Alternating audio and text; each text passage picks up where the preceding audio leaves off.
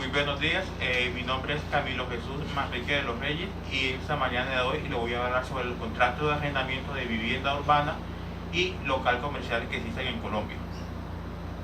Asimismo, vamos a iniciar hablando sobre el artículo 1973 del Código Civil, en el cual es un contrato bilateral, en el cual las partes entregan un préstamo, una cosa corporal, una casa, un inmueble, y la otra persona se obliga al pagar para ello una remuneración llamada que es el canon de arrendamiento.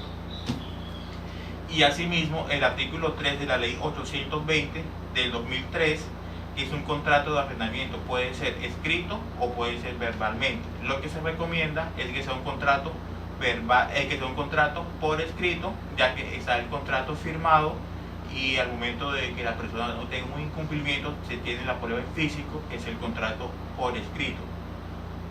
Y asimismo para los contratos hay una obligación y un beneficio, que pues las obligaciones a cargo de las partes se miran equivalentemente, es decir, que se presume que hay una armonía entre ellas y un canon que coinciden en el uso o valor del goce del bien que se presta. Asimismo, se puede determinar que las obligaciones principales, las cuales no necesitan la existencia de otras para subsistir, ya que se puede realizar un contrato verbal, un contrato por escrito o mediante una declaración. Y asimismo se goza de la obligación de pagar el canon y se ve que se va desarrollando con el pasar del tiempo. Y también podemos observar que los contratos son sujetos universales, que cualquier persona los puede presentar, o sea, cualquier persona los puede realizar, los puede tomar, los puede firmar, ya que es un contrato universalmente. Y también hay unos contratos y se estructura de 4 tipos, que son los sujetos negociables. También los sujetos de la forma y los contenidos.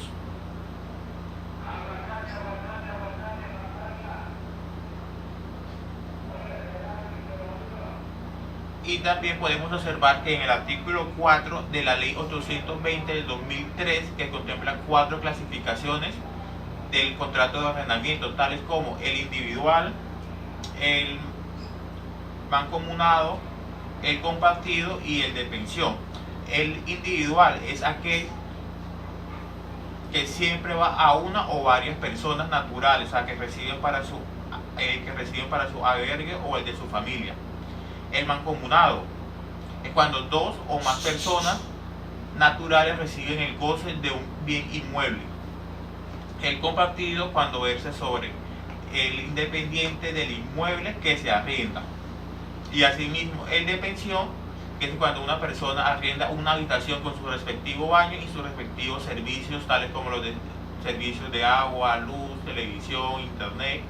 a una persona, a un estudiante.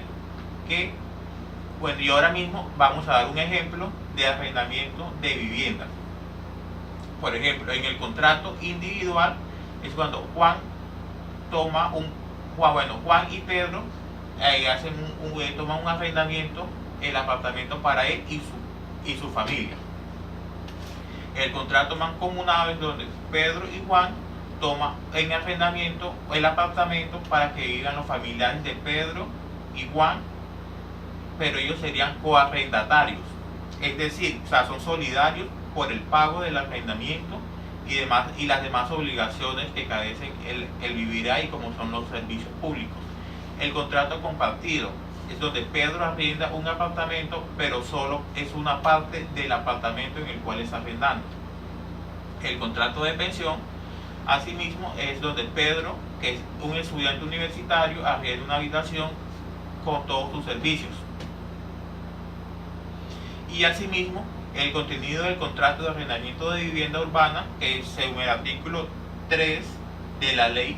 820 del 2003, señala que tiene que tener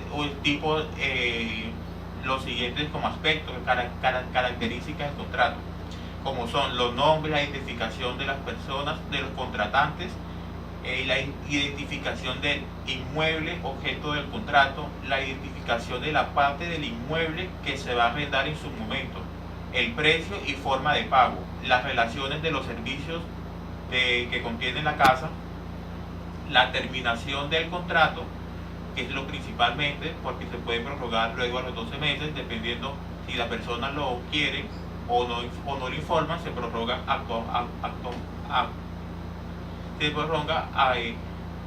por sí solo. La terminación o duración del contrato, que pues tiene que ser obligatoriamente, son 12 meses, porque así está estipulado en el artículo 5 de la ley 820, que se presume que tienen que ser 12 meses. La prórroga del contrato de arrendamiento de vivienda urbana es según el artículo 6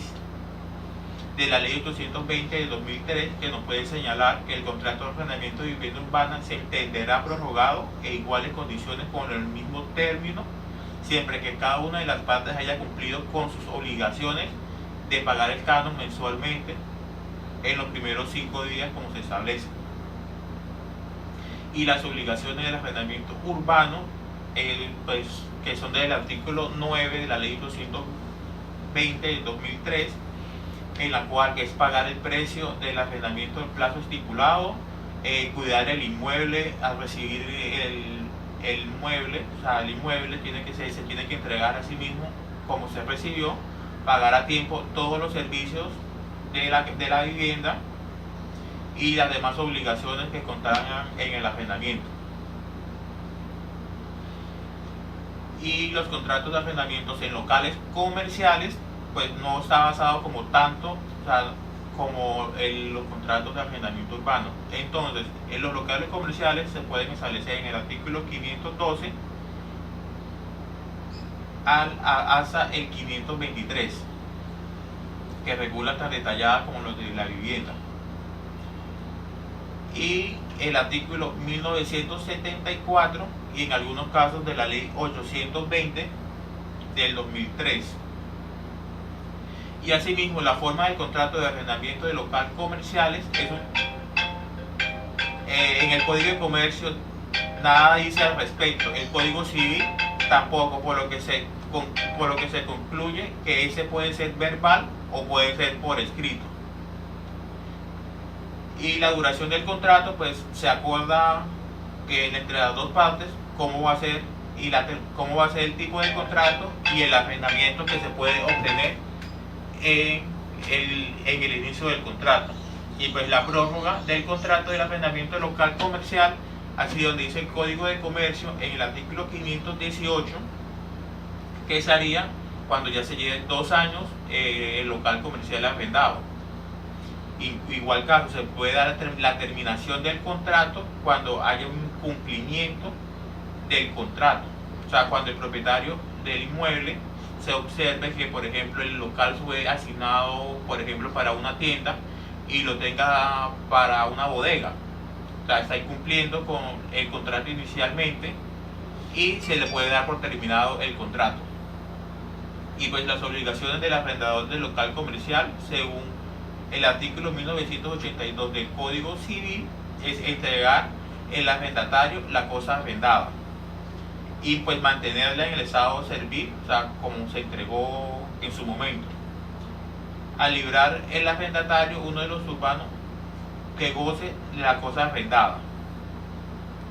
Y respecto con el artículo 1988, que contempla una serie de reglas, considerar que el arrendatario es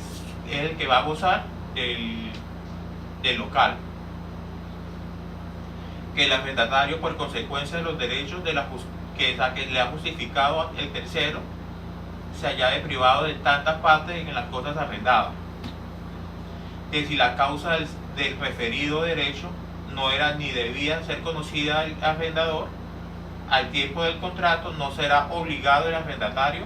a abandonar el lucro cesante. Y pues las obligaciones del arrendatario en un local comercial, que serían como pagar la renta, darle el uso para lo cual fue arrendado, cuidar el establecimiento,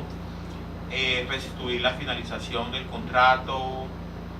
y pues los servicios públicos en el arrendamiento de locales comerciales,